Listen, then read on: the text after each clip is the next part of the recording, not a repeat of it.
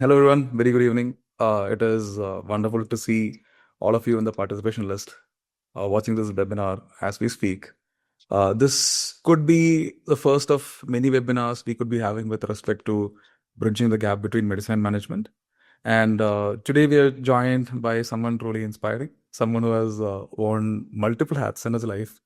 It's none other than Dr. Dinesh Kundu here. Welcome to the discussion, Dr. Thank Kundu. you, Vaishnav. Thank you very much for the kind introduction. Actually, I just wanted to, talk about Dr. Kundu in a couple of lines, if that's okay.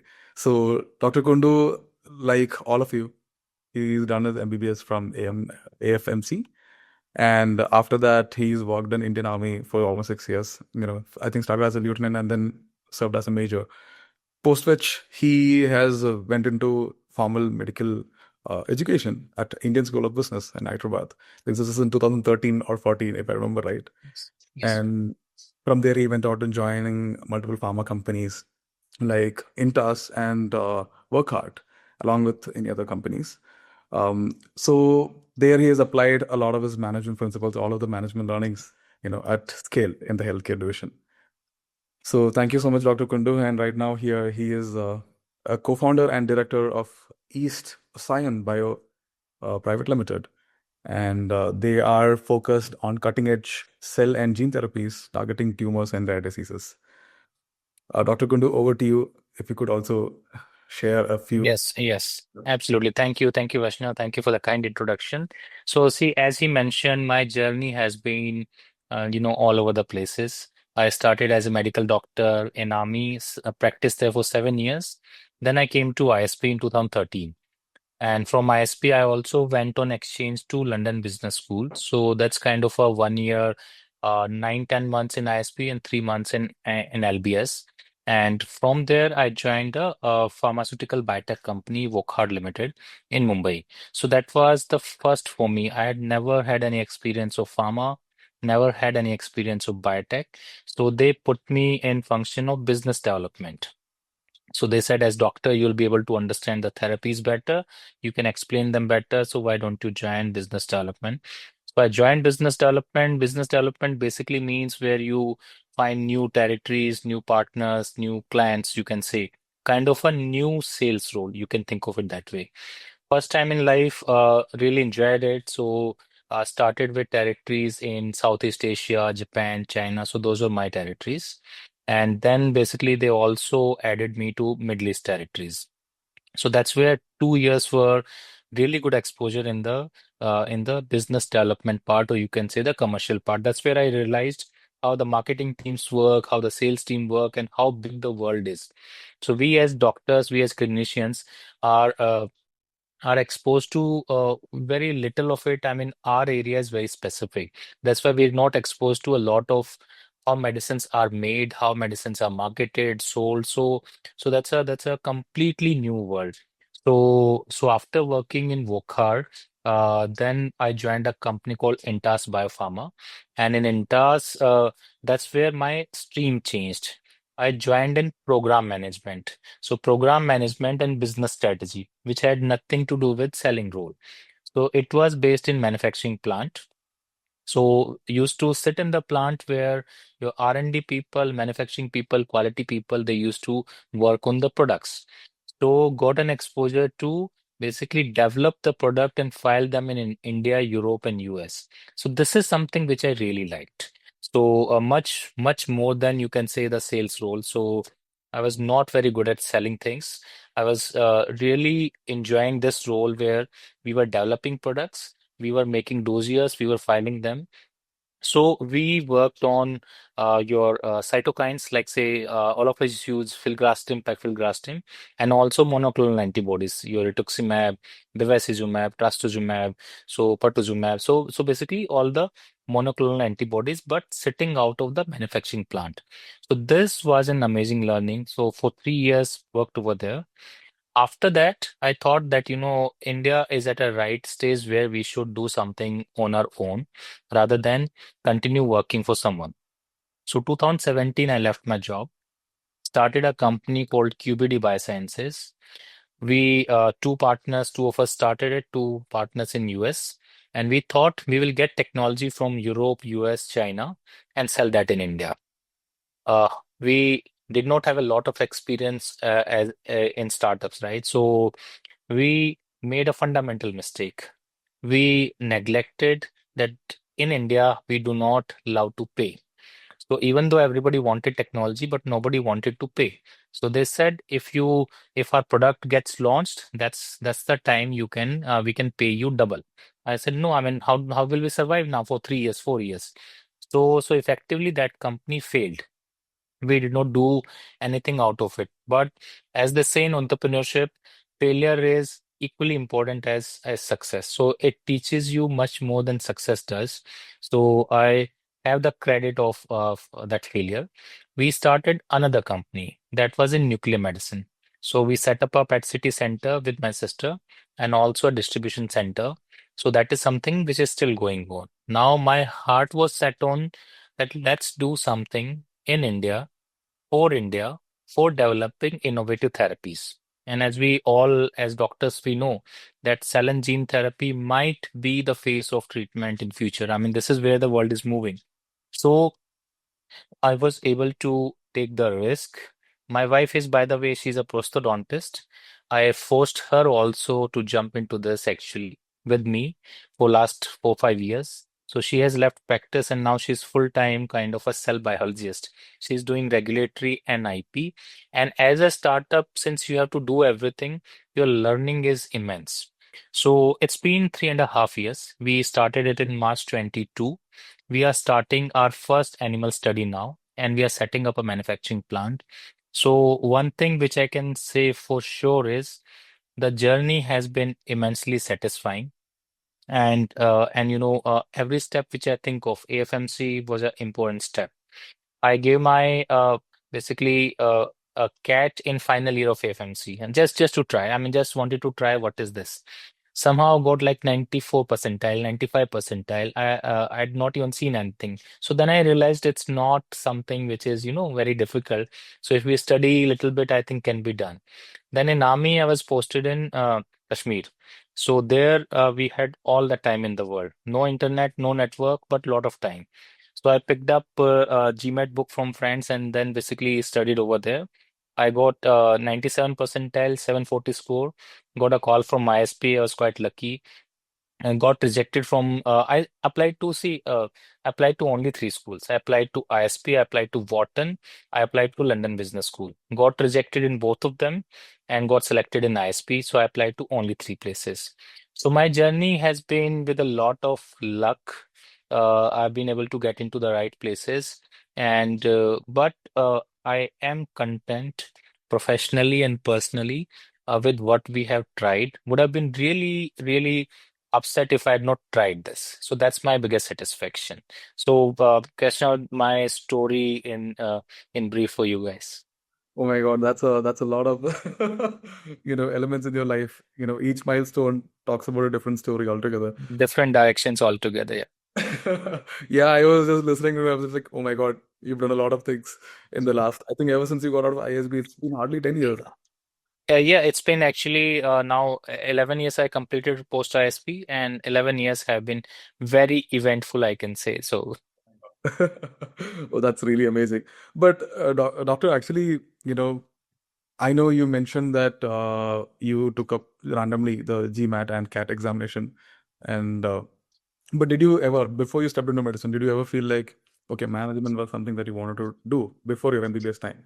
At that time, I know. so I was never a bright student, so I was clear PG तो निकलेगी नहीं लगता है. So I was more or less clear that I'll not get a good rank in PG. And again, I was not very fascinated with clinical subjects. So my inclination was more towards say nuclear medicine, more towards that kind of sports medicine, those subjects. So I was not as brilliant as many of the fellows on the the like say on webinar are. So, and I was clear I will not go to hospital management. That's something like, say, that was my thought process. I do not know right or wrong, but I did not even apply to hospitals. So, so I wanted this thing biotech was going on, like, say, really big kind of a wave. So I wanted to try it. So the only positive I can say about myself is I was not afraid of trying. So I tried.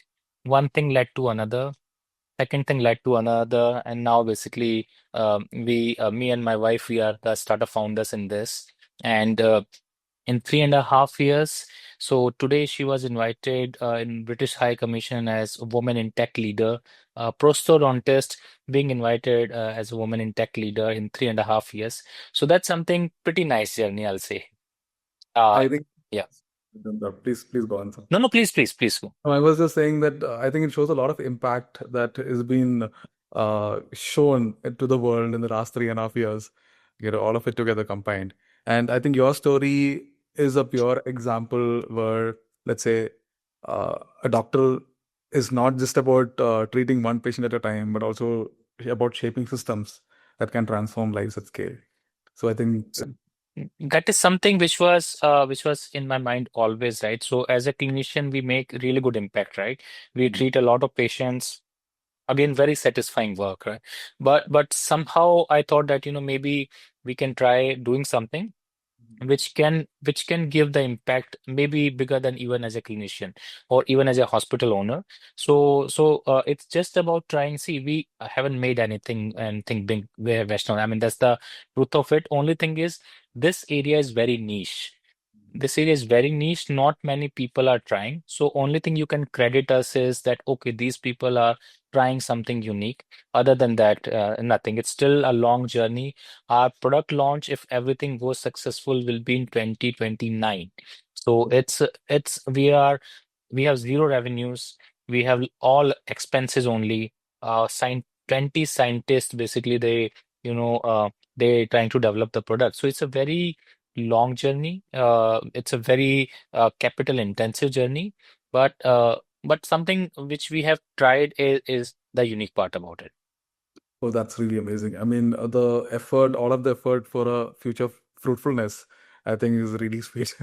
But actually, coming back to your MBBS days, right now we'll discuss about this also. But during your MBBS days, um, were there, what were some of the real challenges that you faced as a young medical student? And, maybe how did those experiences shape your current mindset? The reason I'm asking is because I talked to a few doctors who are recent graduates. They were talking about their internship days where they had to, you know, drown in a lot of, OPD time and everything. And they were quite skeptical. They were like, some of them, not everyone, some of them were like, hey, should I do this in the long run or should I not do this in the long run? And they've also faced a few set of challenges in their own time. Whether some other story in your life that really made you think differently or So see, stories of most of the doctors who are like, say, all of us doctors are similar to a lot extent, right? So MBBS days are crazy. Internship is like, say, if you're preparing for PG, it's a different set of pressure. If you're not preparing for PG, preparing for USMLE or a CLAB, right? So it's a different pressure. So it's just that, the circumstances are different. Good part is, I was clear in final year, PG nahi karna hai. So that made my internship little easier. That I did not have a pressure of reading all through the internship. And one of the comment which has come is the family part. I believe that's a very important aspect. Fortunately for me, parents have been like, say, jo karna hai karo. We are fine with it. So you have a stable job. So now if you want to try something, please try. So without family support, it becomes so challenging. See, Vaishnav, this challenge about family support is crucial. So if family, or like, say, for most of us, right, so who are married, if your wife or your husband is not supportive, trying something out of the league becomes very challenging. So that's why I said that, multiple luck factors. On the other way around, I dragged my wife into management now. So she closed her dental clinics and now she's full time into this. So internship, I was in army. So our internship is little different. It was in a proper organized hospital, organized timing. So we used to get some good amount of time. So it was in that way it was different than me. And then since I was in Delhi, I was able to do some language courses. I did French. I did B1 in French. I also played squash for Indian Army, tennis for Indian Army. So those kind of exposures also helped in that, okay, let me try something different. I was also part of this, like say, when I was in the battalion, right? So I was part of the captain of the firing team. So those experiences were available because I was in Army. Everybody has different circumstances, different circumstances. Uh, so everybody's situation is different. So now there's a very important question that if you don't do PG, soon the competition will be so high that you won't get any jobs as a clinician. Vaishnav, are you okay? I take this question. Yes, yes, please go ahead, sir. Yes. So I think it's from Dr. Michelin. So let me put it that way. Whichever part we choose, whether we choose the clinical side, whether we choose the this non-clinical side, say pharmacology or anyone, whether we choose pharma biotech side, it's gonna take us couple of years with whichever direction we choose.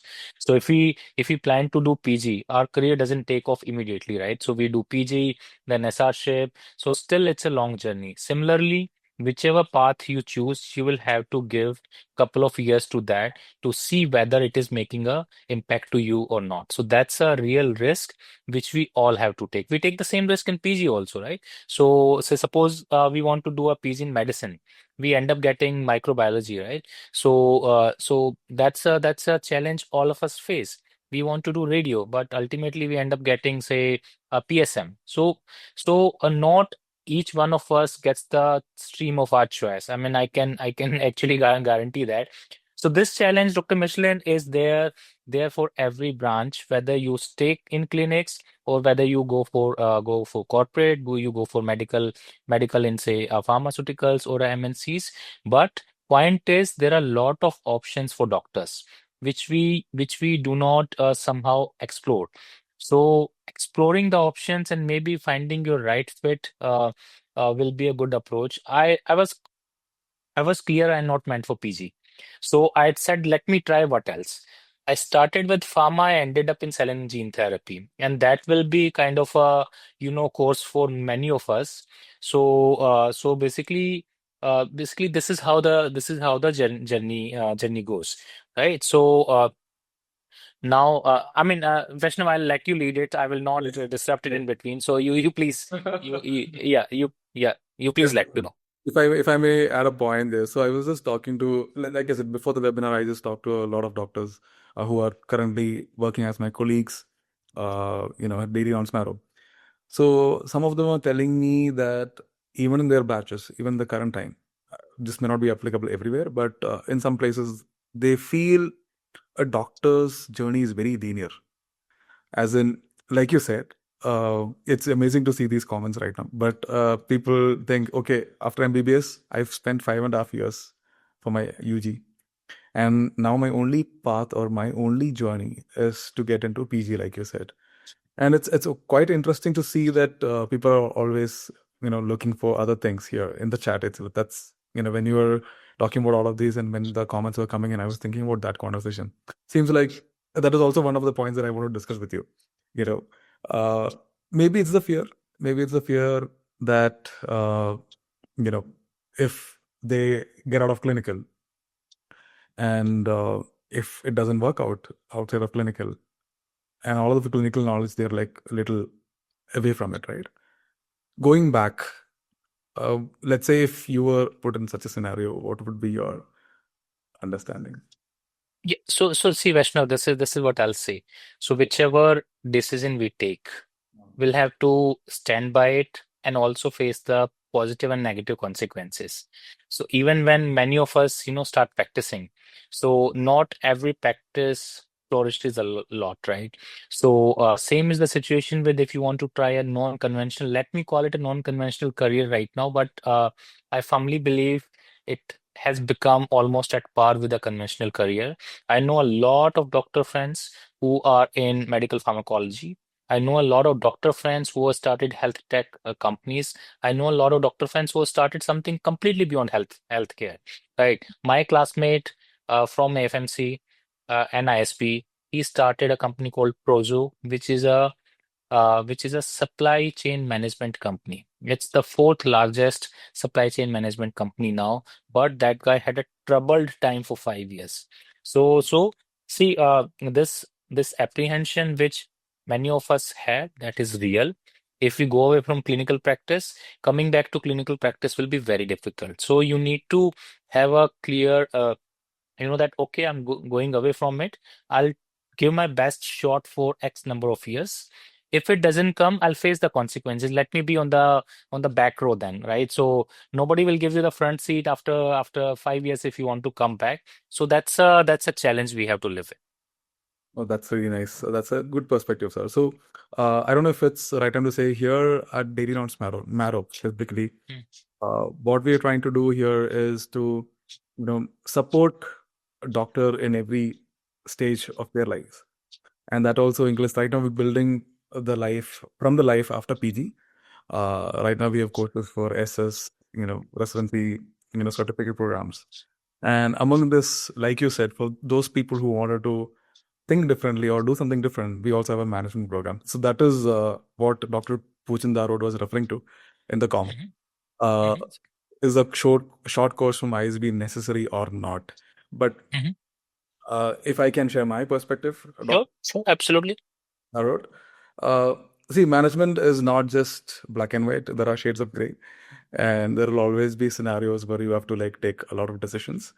However, there will, I mean, this is my perspective. There will come a point where you have to, you know, have a structured thinking in dissecting the problem and then applying some principles to tackle it. Dr. Kundu, if you could share your perspective on it. Yeah, absolutely. So see, Dr. Pujan, so I'll share this, right? Say when you do any startup or you join a company, startup is a completely different beast than a company. So let's say your question about a startup. You have a wonderful rank in say you take an MD pharmacology. Congratulations for that. Now, startup journey is you will be the peon also, and you will be the king also. So you'll have to do everything. You have to learn everything, and you have to learn by making mistakes or learn from others' mistakes. You'll have to think about finance also. You'll have to think about keeping the people happy as well. It is a different world altogether than what we are used to in corporate in a hospital setup, right? So our hospital setups are very myopic in that way that we are just dealing with patients. So any exposure. So when like for me, I can tell about say my ISP. If I was a army person, medical doctor, no experience. So to change to biotech, I needed something like say some good branding, good networking, good institute like ISP, which will help me. And it delivered. It delivered for most of the friends I had, right? So lot of people, one person has gone to Gates Foundation, one person has gone to, started something all together. I gave that example, right? So is it necessary? Absolutely not. Nothing is necessary. You can learn by learn while working. Startups do that. But is it helpful? I believe it is helpful because you'll meet a lot of people who might have made the same mistakes. So when you're doing it, you will not probably make those 10 mistakes. You'll make six mistakes. I can guarantee you'll make mistakes, right? But how many mistakes and in how much time you want to make, that's where the like say any good institute and courses can help. And how they help, they'll give you exposure to different concepts. You'll get connected to different people who have some have expertise in hospital, some have expertise in pharma, some in biotech, some in fintech industry. So that will open up your perspectives. You won't remember much from the courses, but the perspectives, in my opinion, they stay with you. I hope, Dr. Pujan, this answers your question a little bit. Thank you so much for answering that question, Dr. Gundu. Something else, right now in your profile, this is a connecting question. Uh, you finished your MBBS and from there you've went on to doing an MBA. But are there any of your batchmates from your MBBS days who have started something on their own without any formal education? And Is there any? Okay, so yeah, so see, from FMC, I think from my batch around 15, 15 to 20 people they did not join army. I mean they joined or left. So who didn't join or who joined and left, I'm counting those people. So out of those people, uh, 12, 11 of them are still like say doctors or running hospitals, and four of us we started. So we basically two of us. I told you about example of one. Another one again went to ISP. So three of us went to ISP. One went to INSEAD, right? So unfortunately, in our sample size, all four they had premier institute experience. INSEAD is like top notch, absolutely top notch. ISP is top notch. So they had that exposure and then they changed course. So I do not have, at least in my batch, people who started hospitals. Definitely yes, hospitals as doctors. I mean that is. I'll say much more straightforward to start compared to a non-conventional kind of a pharma, biotech, health tech, or any startup. Thank you so much for answering that. Actually, we had our registration form. Okay, I think there's also a question. I'm, well, it's from Michelin, Dr. Michelin. Sir, I'm also sure I wasn't made for PG examination, so I joined MBA in Healthcare and Hospital Management for IGNOU. What are the prospects after I complete my course, and would you encourage me to give CAT examination? I You think wanted to take the question? Yeah. yes. I think you're currently doing in business education, right, Dr. Michelin? I think so. Yes. Please. Yes. Yeah. So see, Dr. Michelin, I mean, again, it's a perspective. So my perspective is as doctors, I'm a firm believer in our intellect, our capabilities and intellect. Anybody who clears NEET, we all know how much effort it takes, right? So fundamental level of good intellect and problem solving is there. So point I'm coming to is if you want to do MBA or something like it, please try to do it from a good institute. It's same way, right? So if you are doing it from AIMS and IIT versus you are doing it from XYZ college, no disrespect to any college, kind of a private. Let's take an example of a unknown private college with not much infrastructure and all. So it does make a difference. So my opinion has been very strong. If you go to a good place, it gives you much more perspective beyond just hospitals. So that was my fundamental reason of going for ISB. So I would recommend you should try CAT and GMAT, and that will and should you should apply to institutes in India and outside. Right, in India, ISP and three IMs, right? So those are super good. Any of those four, if you get, or any other top 10 you get, you will get much more perspective. You'll get much more networking would be fantastic. Vaishnav can tell you that.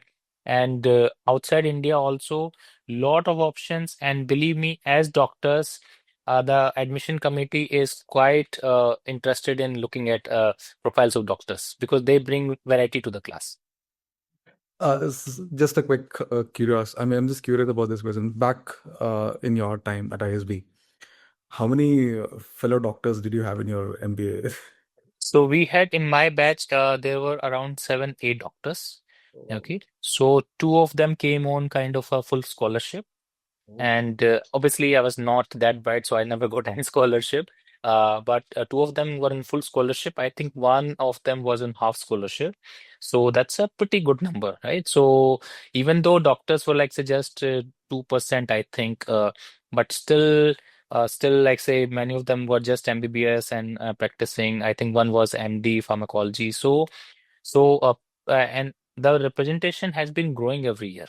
So I see a lot of doctors now. Even I get a couple of requests from AIMS doctors, from doctors from AFMC. They want to start something. They want to go to US, Europe, ISB, IM. So this has been an increasing trend. Oh wow, that's really amazing. We also had I mean a fellow colleague of mine who also was a doctor and joined ISB in cohort 24, and she's talked very highly about the institute and the experience that she had there. But doctor, if you were to, since you finished your MBBS and you stepped into a corporate, a few years ago, immediately after ISB days, uh, did you feel like, okay, I could implement all of the learnings from my medicine into my current work setting? Were there any scenarios like that? Not immediately. I mean, see, it's a lot of trial and error, right? So it's like, say, when we set up a hospital, hospital doesn't pick up on day one. So hospital, clinic takes a lot of time. Hospitals take a lot of time. Similarly, whichever area you go in, right? So you have to settle in that, understand how it works. Remember, I came from completely a clinical setting and went into a biotech where they were manufacturing medicines, right? Manufacturing insulins. I had no idea how the glargine which is given or insulin which is given, how that is manufactured. So it's a different world, not immediately, but I guarantee you something. As say, our understanding of medicine starts helping us immensely because as we grow in the role, right, understanding the science starts becoming very important. And our understanding of science on day one is much better than any B pharma who has been there for 10 years. So it helped a lot, but not like on day one. Day one, it helped me get a job. But after that, after I think after 2 years or 3 years, I was able to, actually use that to my advantage. So I was like promoted repeatedly. So, but if somebody is thinking that, okay, I'll go in a pharma company today and then tomorrow they'll start promoting me just because I'm a doctor, it's not gonna happen. Okay. Thank you so much for that. I think Dr. Manoj has asked the question if she can join a management course during residency. Um, so, do you have any perspectives on that? Or So, I mean, it takes a lot of courage to think of joining a management course when you're doing a PG. I don't know which subject you're doing in PG, but my belief is our medical education is quite conservative for use for want of a better word. I'll say very conservative and backward looking. So will they even spare you that time to join something? And again, Adrika, see the point is if you want to do something, do it properly. That will give you much better advantage. Even when you're going to a pharma company or a biotech company or something. At that point of time, also they'll look at, okay, this girl did her MBA while she was doing PG.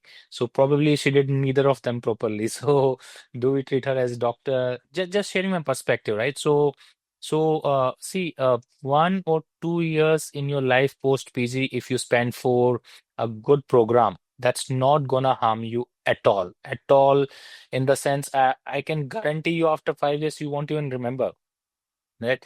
So please try to have it a sequential one rather than as a like a single journey. That's my suggestion. thank you so much for sharing your perspective. So I think we had so our daily rounds. This is completely related, correlated. We have curated a program that is designed only for doctors. Hmm. Those taking into consideration their hectic lives. So we've designed in such a way that the classes are only on from 6:30 to 9:30. So again, so we started this program from the problem statement that you mentioned. We No, so see, Vaishnav, my point was from joining kind of a full time, right? So when you say if you're thinking of joining kind of a full time one, so that I mean will not leave you a lot of time for your like say PG, right? So again, institute makes a lot of difference. So I mean, IGNOU, with all due respect, course from IGNOU is not going to add a lot of value to somebody like says a doctor, right? So doctor is a big stamp, and IGNOU is not going to enhance it. ISP, IIM, yes, they're gonna enhance it. So it matters a lot on, like, say, if you're doing something, where you're doing it from. So these things matter a lot actually. Place, your course design, your faculty, right? So ultimately, if you're thinking of something, it should be on these parameters. Oh, thank you so much, sir. If I may ask you about this, let's say how useful was your alumni network, college alumni network, after you've finished it, let's say. Uh, amazing. I mean, this is one thing which I can 100% confidently say amazing. Why I say amazing is I know there was a mail on alumni network. A person was stuck in Spain in a rural area with a broken hand, lost passport and something. So he within couple of hours somebody from the network reached out to him, brought him, like say, to Madrid, and helped him get everything. I'm saying just this one part. I mean the kind of extreme part. Otherwise, so let me give you an example. Right now in ISP, we would have almost every single big company in every single area, whether it is finance or banking or a healthcare or a hospital, will find somebody from ISP. Or for that matter, IMA, right? So if I have to reach out to someone, so I'll give you a recent example. So a family friend wanted to do internship in wealth management. So I reached out to a couple of people that a couple of people that a friend's son wants to do internship, and we were able to target a few people, get them interviews. So massively, massively important, and that's where the institutes, they, in my opinion, play a big role. Oh, that's really nice. So we were also trying to build a network of doctors only, post our management program, where, we already have a shortlisted a few set of doctors who've done our management course. But essentially, the reason we are doing such a management course is to ultimately result in a network. You know, there are people who are still in clinical, who have stepped out of clinical, who have, when I say out of clinical, they've started their own ventures. They've started, stepping into corporate, all of these items. So let's say from relating to your story, as a Mhm. when was the last time you leveraged such a network, in your entrepreneurial journey? Almost on a daily basis. See, Vaishnav, this is something effectively, so we use it on a daily basis. Just last week, we had this LBS and Ivy League pickleball and paddleball event in Gurgaon. Okay, there were more than 100 people over there. So we're playing pickles and paddles and kind of a networking over dinner. So almost every day. See, people reach out to us like in a group, right? So there would be somebody who will probably help in something. So without exaggerating, so I can say with certainty, networking is the single most important outcome of a MBA. Somebody had a question that how useful the concepts. I don't remember any of the finance assignments. I do not.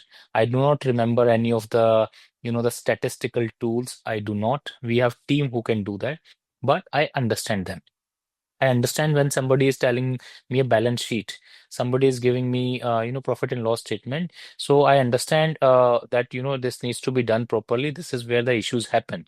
People will be doing it, but still will be able to manage it little better. And there was a question about, is MBA needed for startup? Again, the simple answer is no, it's not. It's not essential. Nothing is essential. There are so many people who have built ventures with MBA.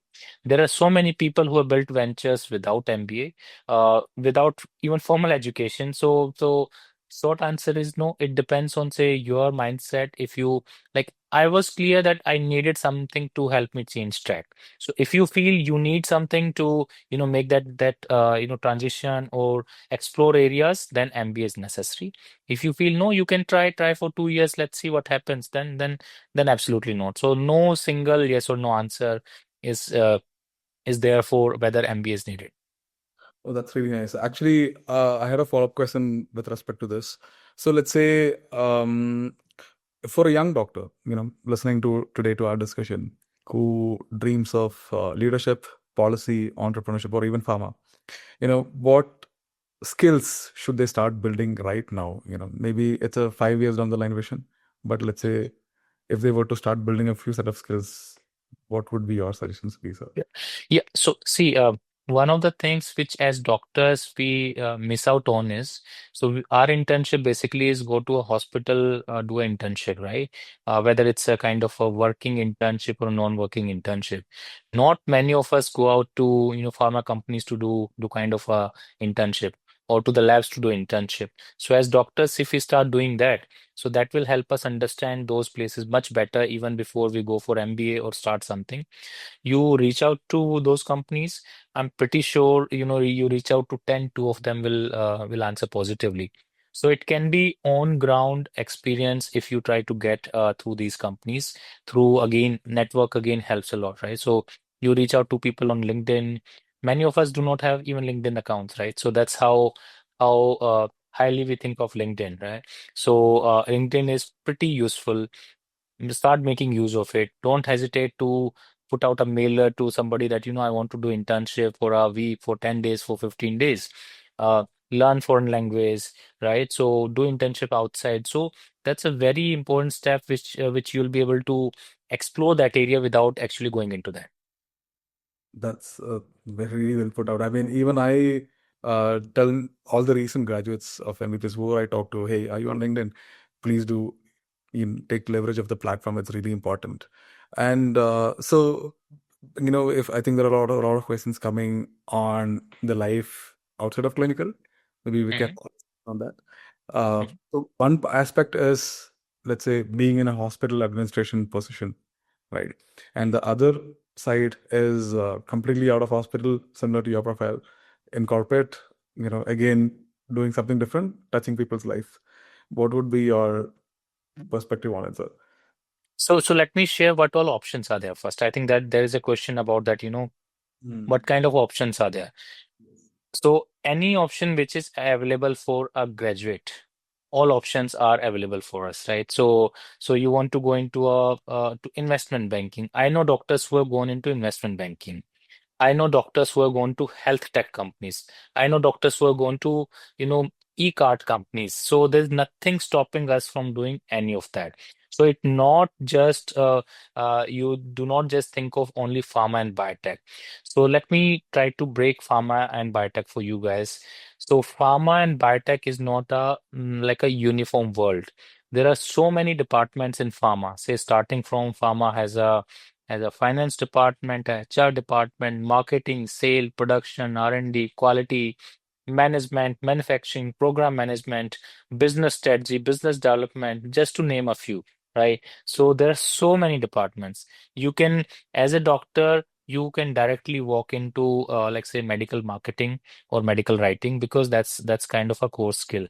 But nothing is stopping you guys from going into core marketing or core sales or say business development or say even say like say people have tried changes to like say business strategy, program management, right? So please do not think there's a dearth of options. Similarly for biotech also, similarly say stem cells, cell therapy, gene therapy, mRNA, vaccines. This field is very wide, and there was a question about other than corporate, what are the options? There are a lot of options other than corporate also. You can go do a PhD, you can go into hardcore research, right? So you can basically go into the social welfare settings like say Gates Foundation or Clinton Foundation, WHO. So there are a lot of roles. There are NGOs, right? So so if I can say there are more than 100 options available for doctors. I know a doctor who has gone into London. Now he's part of a management of a football club, right? So nothing is stopping. It is only limited by your imagination, what you want to do. But what strategic options are very fit. Those are like say you can go into healthcare marketing, you can go into medical writing, so like kind of a health card or like say then pharma, biotech, cell and gene therapy. Those are logical extension options. That's really well put out. I think there are a lot of options here. If I can share some insight from my end, working in a healthcare company, we have doctors across all departments. In every department, there are doctors here. So there are doctors as category managers, there are doctors as program managers, there are doctors as product managers, Yeah, yeah, and there are even doctors in the content team here who build, tools for their operations, yes. leveraging AI. So I think the possibilities are limitless. That is my So it perspective. depends on your interest area, right? So you rightly put it, Vaishnav. See, it depends on what you really like to do. The good part is, say, unlike say medicine, which is like a linear path, like Vaishnav put it rightly, almost a linear path. Still, there are options there, but outside world is kind of a non-linear path. You are in sales, you do not like sales, okay, leave it and go to marketing. So you'll find maybe after 2 months you'll find. The only issue will be like say, okay, 2 months you might have to wait and find job. Nothing is rosy in the world. Nothing is like say, the best thing. Somebody loves to practice, clinics are the best. Somebody is a good physician, hospitals and clinics are the best. Somebody doesn't love clinical setting, then there are so many options out there. So my only thing is, please don't hesitate to try it. If you don't try it, you'll never come to know what else is available. Actually, that answers another question that we also had. There was a attendee who is confused between taking PG residency or completely going into the non-medical side. So I think what you just mentioned is already answered that question. And Just one line, if I may add over there, right? So, see, PG residency versus a non conventional choice, let's say, it's a big decision, right? So once you take a decision, please stick to it. Nothing will be, you know, uh, linear after that. So if effectively say, so you go into kind of a MBA, so you have moved away from clinical practice. So if you start missing it 15 days after you joined the MBA, so you're not gonna allow that life. So you need to be very confident that if you're making a choice, a conventional clinical choice versus non-clinical choice, there will be pros and cons with that. So you should be very clear with pros and cons. Now, even if I want, I cannot practice, but I do not miss it. But if you miss being a doctor, it will be a terrible, terrible time. I can tell you that. that's really nice. Um, Actually, we also wanted to bring in a little slightly different perspective. Uh, Not for this essentially. So we're talking about careers outside of clinical. The importance of management, getting into management, different profiles. But if you could also maybe share some insight on the importance of management and all the functions below it, operations, marketing, finance, in a clinical setting, would you be able to share some insight on that, please? In you mean in a hospital, right? Yes. Yes. Yes. Yeah. So let's take a typical hospital. I'm talking about a corporate hospital firstly. So corporate hospital runs like a company. Okay. So in a company there are some basically clients. Let's say doctors are the the key clients there in a corporate hospital. They have targets. They need to meet the targets. X number of patients, X number of revenue, X number of surgeries. Now to ensure the ecosystem, everything is around that, right? So ecosystem is starting from managing the hospital, starting from managing the patients, patient workflow, patient after treatment follow-up and everything. So they have a ecosystem around that. So let's start with the top over there. So you have CEO of a hospital who everyone reports to, like say operations. Operations means how to manage the hospital. Then there will be a marketing one. So how is the hospital marketed in India, in outside, then the collaborations. So there's a sales team. There's then called even doctor managers are there, right? So basically who manage the doctors over there. Then the patient managers. Your then we have a lot of people coming from outside, right? So healthcare tourism. So there will be healthcare tourism team all medical tourism team as well. So and the hospital, if you see, it's a massive setup. So there will be hospital facility people, hospital, this engineering people. So it's kind of a proper company, and each function has its role. Doctors have a very specific role over there in a corporate setup. When it comes to individual hospital, it's a different scenario altogether. Dr. Vardhan is the hospital owner. Patients come because of his name. He has four more doctors.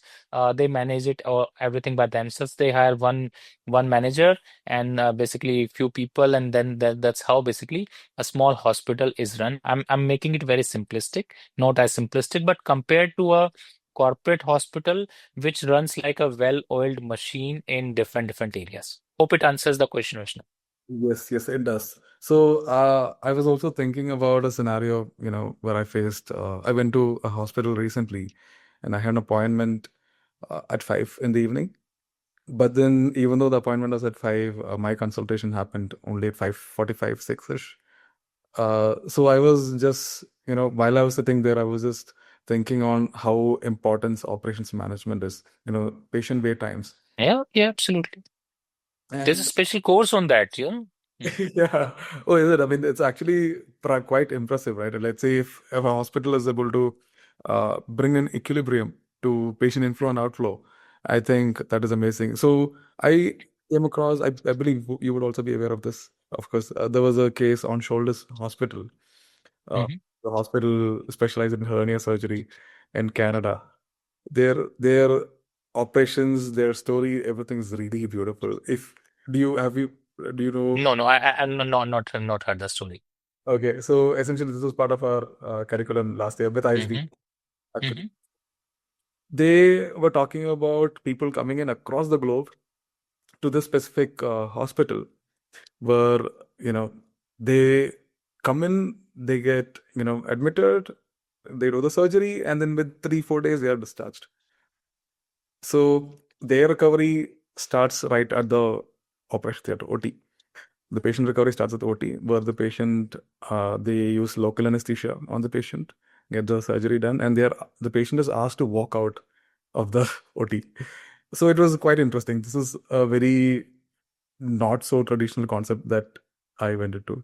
I saw.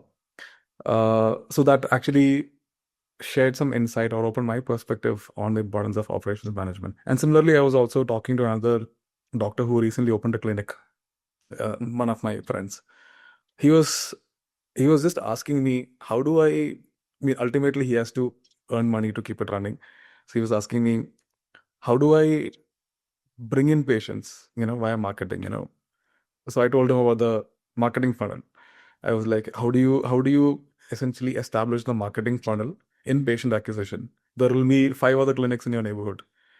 And even if you're good at what you do, you know, you need marketing to bring in patients, right? So do you have any comments on that, sir? Yeah.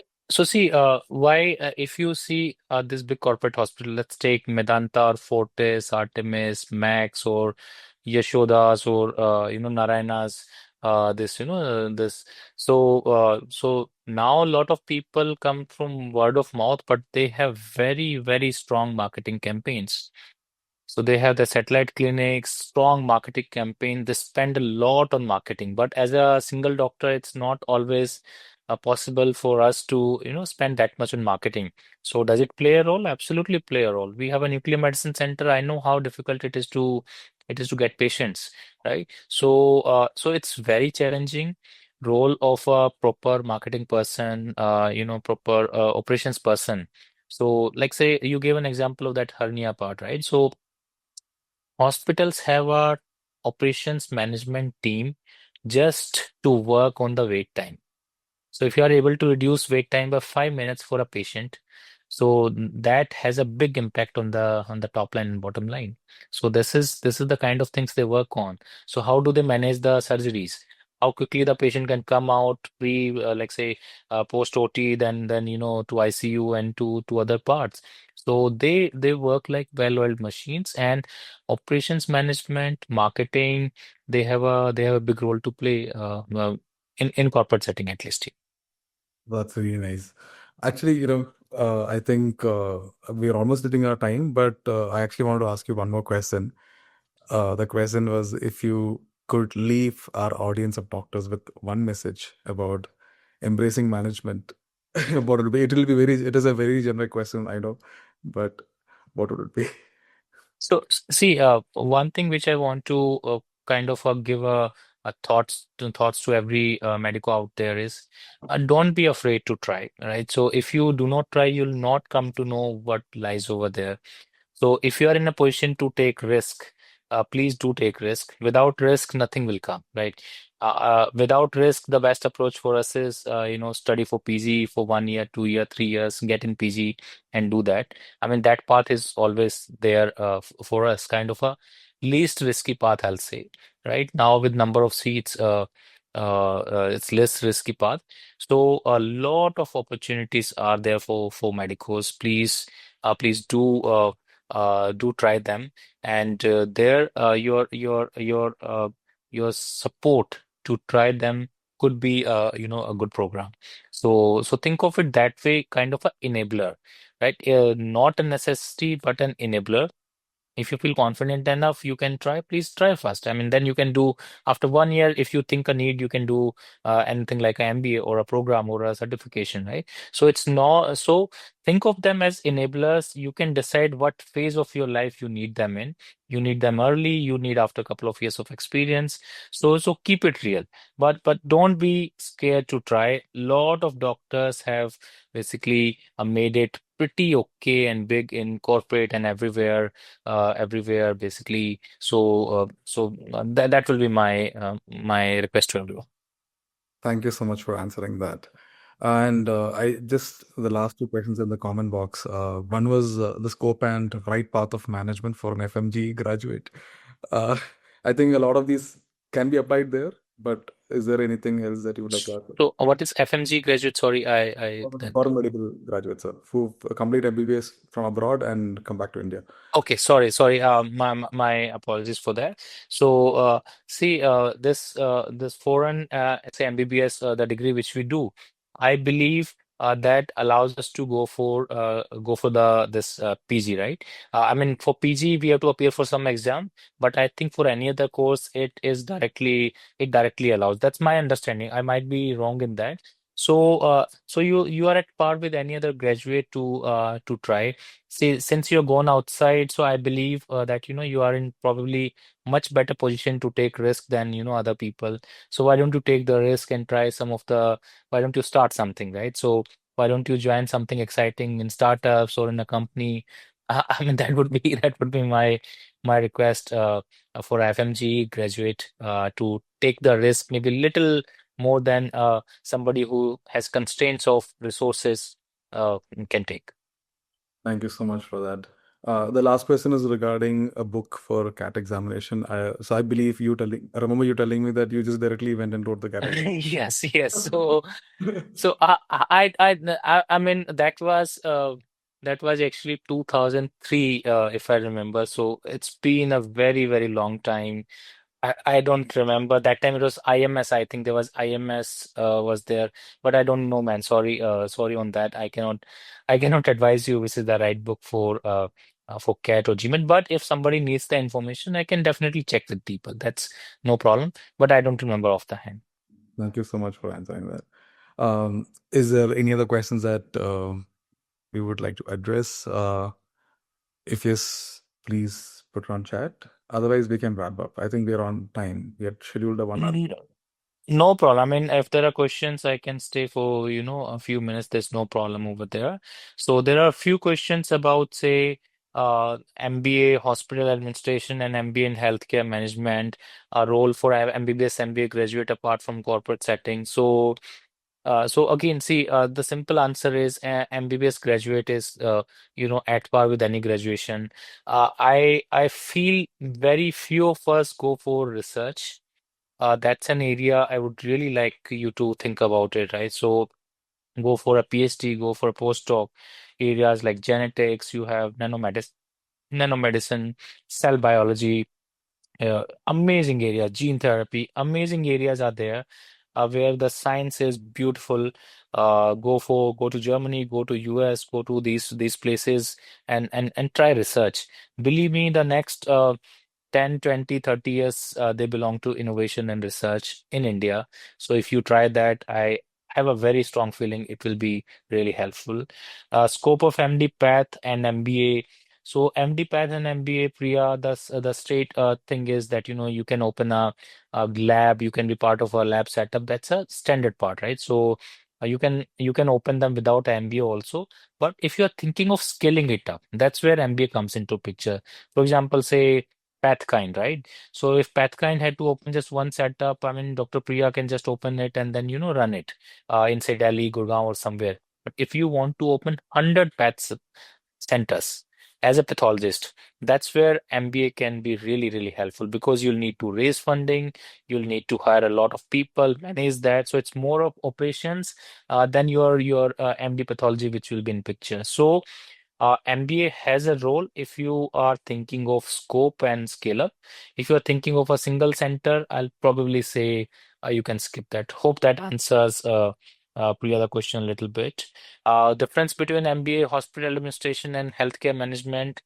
I mean, so course-wise, there can be little differences. Healthcare management is much wider in scope because you're talking about not just hospitals, you're talking about everything which is part of healthcare.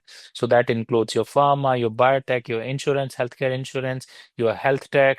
It is much wider in scope. So that's a fundamental thing. So if you are thinking of sticking to a hospital administration would be right path.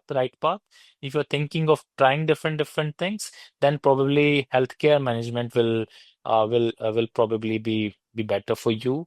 So preparing for civil services, being a doctor, I mean, fantastic. We should, as so many doctors, they go to civil services. Again, a fantastic path, but somebody who is keen for that line.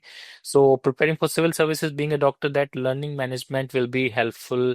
See Noor, ultimately at the end of the day, wherever you go, you'll be managing people, right? You will learn it either on the go, you'll learn it with training. But if you already have some exposure, there's no harm. I will say even for civil services, having a basic understanding how finance works, basic understanding how marketing works. So you as a civil servant, you'll be dealing with lot of people and department. So no harm. I mean, that would be my thing. Vaishnav, so sorry. Any other questions? Actually, that civil service question was quite interesting. It's something that Yeah, yeah. you don't come across. I mean, very unique. I mean, as a civil servant, you'll be dealing so many varied cases of completely different area unrelated to our clinical practice, right? So any which ways when you go for your kind of in Missouri, you go for that training, and there are a lot of trainings over there. By the way, I don't know whether you know this or not. Many of these civil servants, after they complete IAS, right? So they are sent to IIM, ISP, these places, and they get like 1 month or 2 month programs over there. So we had met a lot of these IPS, IAS, so they came for programs. So no harm actually. Yeah. Oh, that's actually quite interesting. I didn't know that. It's a new. So ISB runs a certificate program for the policymakers actually. So a lot of IS, IPS officers come over there. Oh, that's quite interesting. Scope of MD after MD PSM. So, Manosi, MD PSM, again, what do you want to do without having that context? I cannot tell you in black and white scope of MBA. Scope of MBA is if you want to start something, if you want to go into a different area, if you want to go into the corporate setting, that's where MD PSM comes into picture. If you want to stay in academics, if you want to stay in a hospital, then it's not gonna be much helpful. So really need to understand the backdrop behind this. Then only I can tell you properly the scope of MBA after MDPSM. So if you can write what you are thinking to do, then I can probably share my opinion that whether it will be helpful or not. I'm 40 running hospital. Your suggestion can spend to Dr. Shiv Kumar. Again, you're if running a hospital, you're happy with that. I mean, perfectly good approach, fantastic option. But if you're thinking again of scaling it up, maybe set up another hospital, so that way this becomes a interesting tool, will give you perspectives, insights that so that you have lesser I'll say lesser complexities while scaling it up. So I believe it can give you that perspective if you're thinking of scaling up, put three more hospitals, right? If you're thinking of one hospital, running it better, but again, that will give you some perspective how to be better with finance, how to better with marketing. Yes, if you're planning to scale up, then definitely yes, because setting up one hospital gives you a lot of learning, right? So you can translate that into multiple ones, but maybe you'll need to raise funding, maybe, or maybe you'll need to go to different areas where you will not be present all the time. So it will become much more of a management role, and I believe management learning has a good role to play. Thank you so much for that. Actually, like I said, Dr. Shivakumar, we have a program running parallel. If you are interested, I can just put up the link in the comments. Please feel free to check it at your convenience. Though this is again, I think you mentioned that you can spend 2 hours a day running. We will only have 3 hours per week. Yeah. So there's another question right now. Can you share some light on your journey with your company? How did you build? Naveen, I failed firstly. So I was in biotech for a couple of years, 7, 8 years. I understood how things work, then failed with one company, and that's when then we are building the second one. So I had a lot of background understanding of how things will probably work better this time. Why I'm using probably so many times is because there's nothing certain in a startup world, right? 99% of the startups fail. So we identified a problem which is cell and gene therapy is not really present in India. We identified the areas which we wanted to target. We built a team first, and then basically we started with that. So all my learning from, last I can say 10 years, try to put in that, and so far so good. Still a long way to go. I need blessings of people like you to that we do something well in the company. Sir, if I can ask a question, I'm sorry if I'm stretching much of your time, but Hmm. your founder journey. I also read an article that you raised funds recently, right? A lot of founders, also in my network, they are finding it really difficult to find investors. And you managed to pull out something amazing here. 4.2, million dollars worth of investment for your company. How was the start journey from there, and how did you get it done? If you So Eunice say the journey. Thank you, Dr. Naveen. Thank you very much. So Vaishnav, once the funding is there, then it looks very easy. We pitched to 86 investors, Uh, 86. Okay, so 84 rejections, and then we got term sheet from two people, and one we were able to convert, right? So I can definitely tell you it was not easy. It's not easy for anyone to raise funding. So funding is a challenge, a big challenge in itself, right? But having the right investors on board is equally important, so that our journey beyond this is not very painful. So if you have investors where your life can be painful every single day, we have been our investors have been kind enough to believe in the vision, believe in we do our work, we take them on board, but without much interference, we have a lot of support. So it's again kind of a marriage, right? So where it's a big luck. So yeah, I think Dr. Shivakumar, I'm sharing the link. I hope you're able to see it. Otherwise, we'll be happy to send it across to you later after this webinar via WhatsApp. But sorry, coming back, Dr. Kundu, that is really inspiring. I mean, I know how difficult it is. you- this is very difficult. I mean, funding, if anyone says you're gonna jump in a startup and you're gonna get funding, I'm sorry, only your parents or from best friends will give you funding. Other than that, everybody will run away. So Actually, I have a follow-up question on it. This just popped up in my hand. What is the right time? Let's say if you get funding too early, maybe you would have to, let's say you'll be in a rush to launch the product, get commercialized, earn revenue out of it. What would you recommend? At what stage is the right in your experience? So, see, the general thumb of rule, right? So, general rule of thumb, because every startup is different, every company is different, right? So for example, somebody opening up path centers is very, very different than somebody opening a manufacturing setup, right? So it depends on that definitely. But as a rule of thumb, what I would suggest is if you can put some of your money and family and friends' money initially and start with that reach a decent level, then you will have to divest less equity, right? So if you can hold on for some time, so please hold on. But again, it will depend on which kind of area you're working on, which kind of products you're working on. So no single answer for that, but I just give some general thing. Thank you so much for that. Um, if okay, any suggestions for a younger crowd for a fresh MBBS graduate, will management or doing MBA help me? For someone who is confused, I think participant joined late probably. Okay, no problem. Yeah, so any suggestion for younger crowd for a fresh MBA graduate? doing a management or MBA help, right? So see, if you're confused, I mean, firstly take out the confusion because these are very, very different paths, right? So one goes left, one goes right.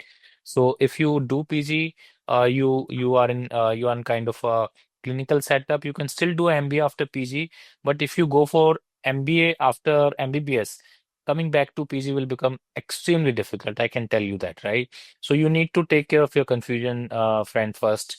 So if you feel that you want to still try the clinical world for some time, go for PG or a diploma and then try. Then still, if it is not like say worth it, then you can still jump in MBA. But the other path is kind of a path of no return. Once you do MBA, if you want to do PG again, believe me, it will be many, many times more difficult. So I hope this answers. So if once you have your confusion cleared, at that point of time, choose the right institute to go for MBA or go for post graduation. So so that would be my suggestion. And earlier you start, better it is. There are a lot of programs for freshers. There's a lot of I mean, a lot of options are there. There's a question on scope of AI in medical industry. If we could also cover that, if that's okay. Right. Yes, AI is going to impact everybody's life in some way or other. In some areas more, in some areas less, right? But it will play a role. So that actually brings me to kind of an important like an interesting observation. So doctors have also gone into AI companies. So because a lot of AI is used in healthcare, you do not just need coders. You also need people who understand science, right? So that's also kind of option a lot of people have explored. So AI already has started making a big impact in drug discovery. Already has started making a big impact in better diagnosis, even therapeutic predictability. So it will play a big role. That's my understanding, my thinking. So earlier you get into this, probably you'll get kind of a head start. So resisting it, I do not think it's going to help. Thank you so much for that.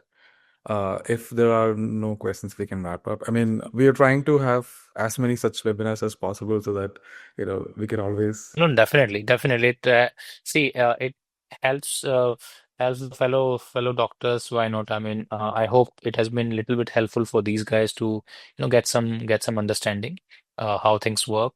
So happy from my side. Thank you so much, Dr. Kundu. Actually, for the longest time, these two worlds felt distant, as if choosing one would mean sacrificing the other. But what we realized is healthcare needs both. So, uh, yes, Dr. Sudesh, MPM6 is a management program that we run from daily runs. It's a 6-month hybrid program where you can do it parallelly along with your current commitments. It's a weekend only class. Our team will reach out to you, for more information.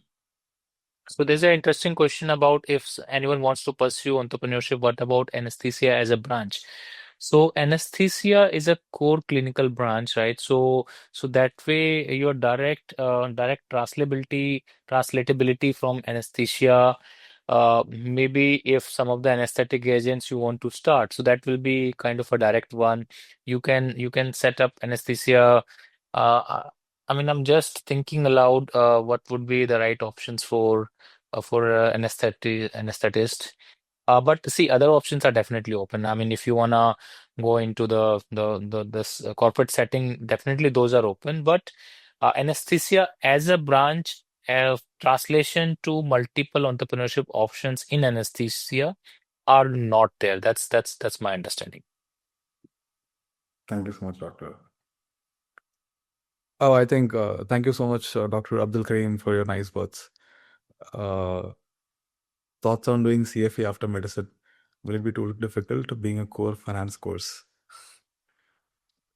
Uh, I mean, core finance, I was running as far away from core finance course, right? So but if you have basically really good inclination for finance, why not? I mean, nothing is stopping. But even now, I do not go deep into the balance sheets and the and all of that for the company. I do understand them, and I can ask the right questions.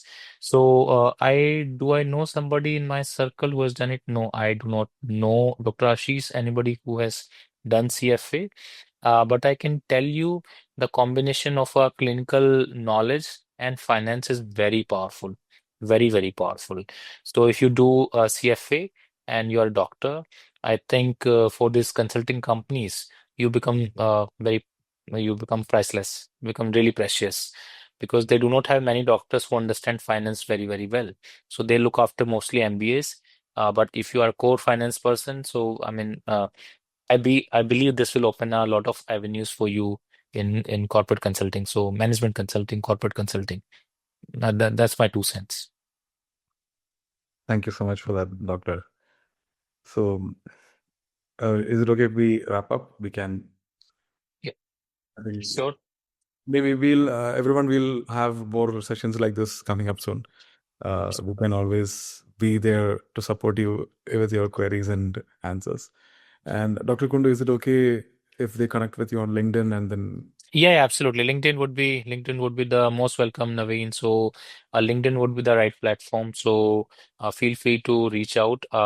I do try to answer as quickly as I can. So, you drop me a message or connect me on LinkedIn, and for sure, I'll be happy to share my perspectives. Okay. Thank you so much, Dr. Kundu, for your time. You've shared a lot of perspectives, and it has me even working in a healthcare company. Listening to you, it has diversified my thought process. Sure. From all of the experiences that you have, zigzag experiences in quoting you. Yes. It has been amazing, talking to you, Doctor. I mean, I would love to have more such discussions with you. And again, Sure, we'll plan. I mean, we'll plan that even when, I mean, we can stay connected and you can let me know. Happy to contribute. Thank you, Ashna. Thank you for the opportunity and time. thank you, Dr. Kundu. Have a nice evening. Have a nice evening. Thank you, everyone, guys. Have a nice evening. Thank you. Bye. Bye.